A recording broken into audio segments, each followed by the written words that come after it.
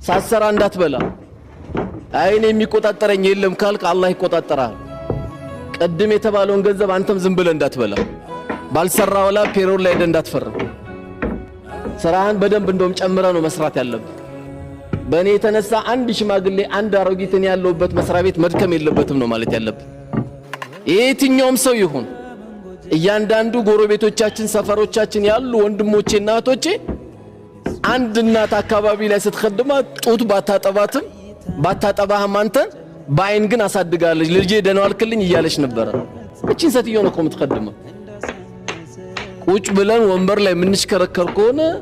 ምን አይነት ዲግሪ ነው ያስከው ምን አይነት ማስተር ነው ያስከው ነብዩ አለይሂ ሰላቱ ወሰለም የተኙበት እኮ ጊዜ የለም ቁም ኢላ ኢላ ቀሊላን የተባሉት ለሊቱን ቁም ትንሽተኛ ነው የተባሉት እነ ዑመር ኢብኑ አብዱል አዚዝ ዳህ እስኪጠፋ ድረስ ዓለምን መርተውታል አንበሳና በግ አብረው እስኪኗኗሩ ድረስ መርተውታል እኛም ትንሽ ቦታ